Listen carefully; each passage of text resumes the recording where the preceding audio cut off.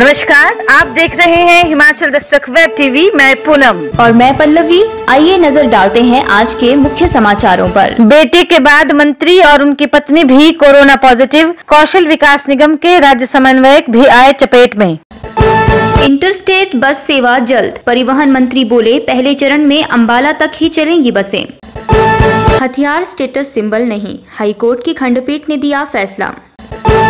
Vote बनाने को बदली डेट, राज्य निर्वाचन आयोग ने सितंबर की नोटिफिकेशन में किया संशोधन।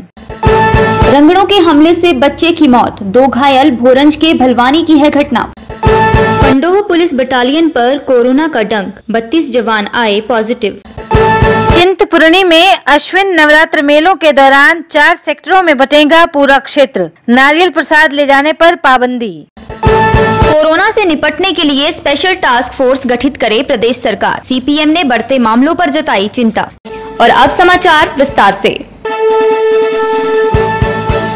2 रोज पहले बेटे के संक्रमित होने के बाद कोरोना टेस्ट से बचते रहे शहरी विकास मंत्री सुरेश भारद्वाज कोरोना पॉजिटिव निकले हैं। दरअसल मंगलवार रात को उनकी धर्मपत्नी की तबीयत खराब हो गई।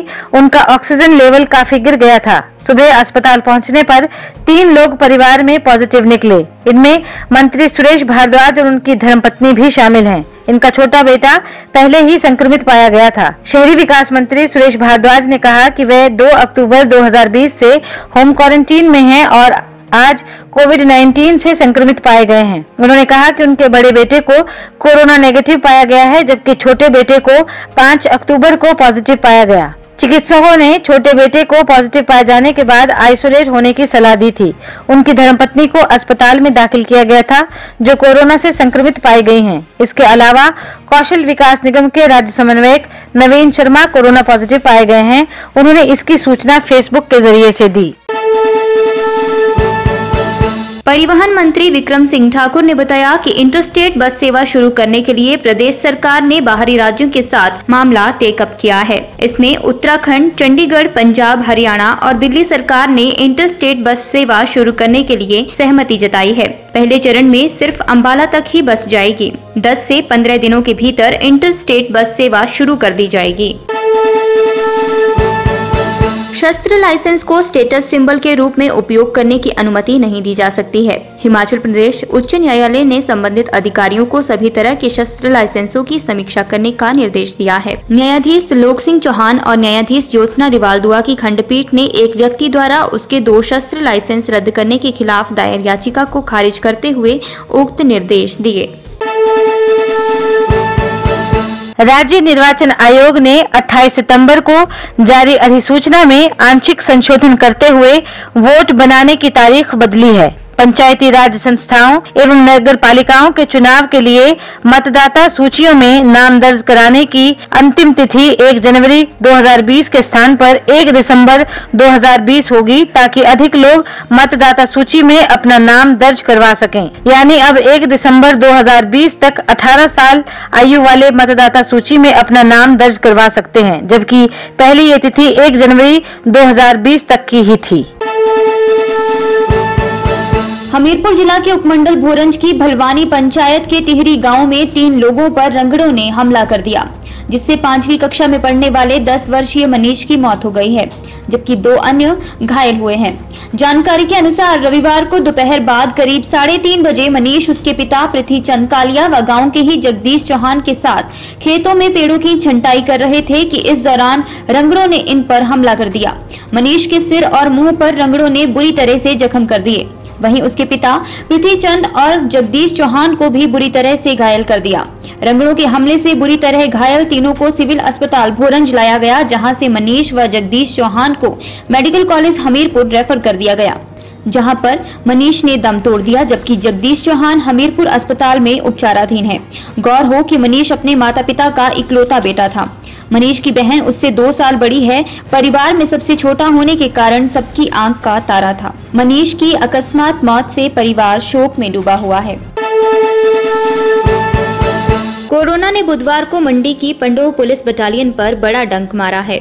उसके करीब 32 जवान कोरोना पॉजिटिव पाए गए हैं। ये सभी अलग अलग जगहों पर ड्यूटी देने के लिए गए हुए थे, जिस कारण वे सभी कोरोना की चपेट में आ गए। हालांकि इनके कोरोना पॉजिटिव आने के बाद अब पूरी पुलिस पंडोह बटालियन पर कोरोना पॉजिटिव आने का खतरा मंडरा रहा है, लेकिन जिनके टेस्ट पॉजिटिव पाए गए हैं उन्हें ही आइसोलेशन पर भेजा गया है। यह सभी पुलिस कर्मचारी बटालियन में अपनी सेवाएं दे रहे थे, मगर बाहरी ड्यूटी से ये कोरोना के संपर्क में कहीं आ गए। बटालियन के अधिकारी समादेशक सौम्या सामशिवन ने खबर की पुष्टि की है।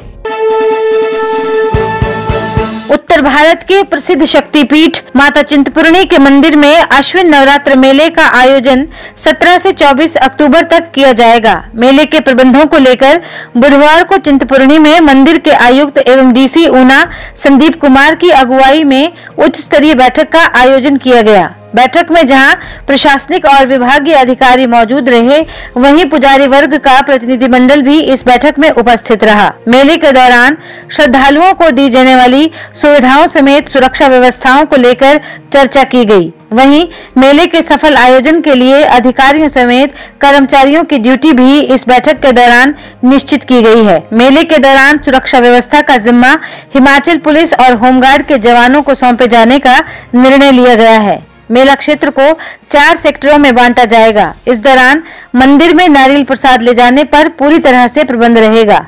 मेले के दौरान कोविड-19 के तहत तय किए गए प्रोटोकॉल और मापदंडों का हर हाल में पालन सुनिश्चित करने का भी निर्णय लिया गया है, ताकि संक्रमण को किसी भी तरीके से फैलने से रोका जा सके।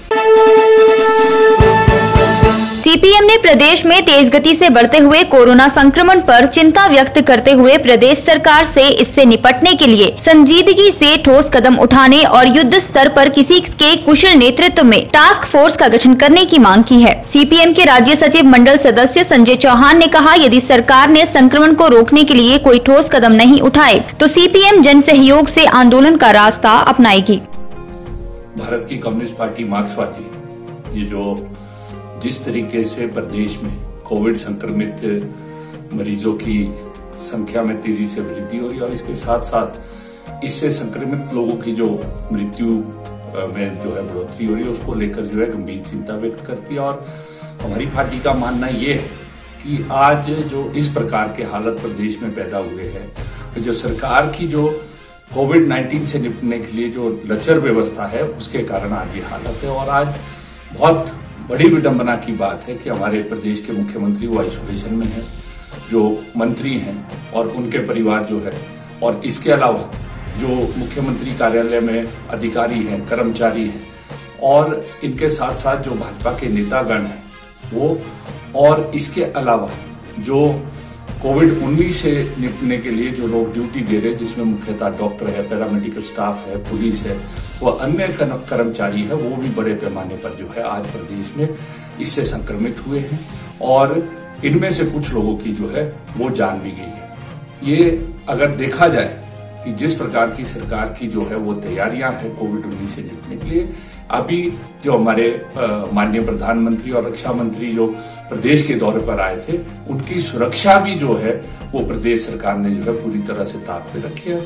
सीपीएम का मानना यह है कि ये पूरी तरह से सरकार जो है इस पर कोताही बरत रही है और आज जो कोविड संक्रमित मरीजों की संख्या जो 16,000 पार होगी और करीब 220 से ज्यादा लोगों की जो है वो जान गई है, ये सरकार की लचर कार्य प्रणाली के चलते आज प्रदेश के अंदर इस प्रकार की हालत हुई है। आज अगर हम देखें जिस प्रकार से मार्च में जल्दबाजी और बिना सोचे समझे लॉकडाउन लगाया गया था, बावजूद इसके जो देश और प्रदेश की जनता है उसने इसकी जो है अनुपालना की और अपनी रोजी रोटी को जो है दांव पे लगाकर जो है पूरी तरह से सरकार के आदेशों को जो है वो माना। और आज अगर हम देखें जिस प्रकार से सरकार को स्वास्थ्य सेवा व अन्य सेवाओं को जो है वो मजबूत करने के लिए, इसको चुस्त दुरुस्त करने के लिए इस लॉकडाउन और कर्फ्यू के दौरान जो है कार्य करना चाहिए था, वो सरकार ने बिल्कुल भी नहीं किया। और सरकार पूरी तरह से इस दौरान में तकियानुसी राजनीति और जो है अतार्किक कार्य करते रहे, जिसमें मुख्यतः जो है जनता से कहती रही ताली थाली बजाओ। प्रदेश के मुख्यमंत्री और मंत्री स्वयं जो है कोरोना मुक्ति के लिए यज्ञ करते दिखेंगे। ये जो है किसी भी लोकतंत्र के अंदर चुनी हुई सरकार से जो है ये अपेक्षा नहीं की जा सकती है। सीपीएम आज मांग करती है कि तेजी से बढ़ते हुए कोरोना संक्रमित मरीजों की संख्या व इससे जिस तरीके से मृत्यु हो रही है, प्रदेश की सरकार जो है तुरंत संजीदा कदम उठाए और इसके लिए जो है एक वैज्ञानिक दृष्टिकोण रखते हुए एक युद्ध स्तर की रणनीति तय करे। किसी जो पूरा एक्सपीरियंस्ड नेतृत्व है उसके नेतृत्व में जो है वो एक टास्क फोर्स का गठन किया जाए, जिसमें चिकित्सा व अन्य क्षेत्रों के जो है विशेषज्ञ हों। और इसके अलावा जो है जो हमारी स्वास्थ्य सेवाएं हैं, जिसमें हॉस्पिटल्स के अंदर डॉक्टर्स की कमी चल रही है, पैरामेडिकल स्टाफ की कमी चल रही है, अन्य स्टाफ की कमी चल रही है, उनकी भर्ती जो है तुरंत की जाए, ताकि जो कोविड संक्रमित मरीज हैं और जो अन्य मरीज हैं आज इलाज के बिना जो है पूरे प्रदेश में अस्पतालों में जो है वो छूट गए हैं, उनको जो है उचित जो है इलाज मिल सके। और इसके साथ साथ हमारी पार्टी सीपीएम मांग करती है कि तुरंत जो है एक सर्वदलीय बैठक बुलाई जाए और सभी लोगों को साथ लेकर जो है इसके लिए जो है ठोस इंतजाम करे। अगर सरकार की कार्यप्रणाली जो है इसी प्रकार से लचर रहेगी और इसी प्रकार से अगर कोविड संक्रमण जो है प्रदेश में बढ़ता रहेगा, तो सीपीएम जो है आने वाले समय में प्रदेश सरकार की इस लचर व्यवस्था, जिसका जो है अभी उदाहरण हमारे रिपन हॉस्पिटल में जो एक महिला ने आत्महत्या की है और जो ये यहाँ पर जो मंत्री हैं जो उपचाराधीन थे राज्य के सबसे बड़े अस्पताल आईजीएमसी के अंदर, उन्होंने जो है उस लचर व्यवस्था का जो है अभी हवाला दिया था अपनी एक वीडियो के अंदर। और अन्य जो संक्रमित मरीज है उनके परिजनों ने जो आरोप लगाए हैं, उसको देखते हुए अगर सही जो है कदम नहीं उठाएगी तो सीपीएम जो है आने वाले समय में प्रदेश सरकार की इस लचर व्यवस्था के खिलाफ जो है आंदोलन जनता के साथ मिलकर जो है चलाएगी। आज के लिए बस इतना ही। घर पर रहें, सुरक्षित रहें और देखते रहें आपका अपना वेब टीवी हिमाचल दस्तक, दिल से दिमाग तक। शुभ रात्रि।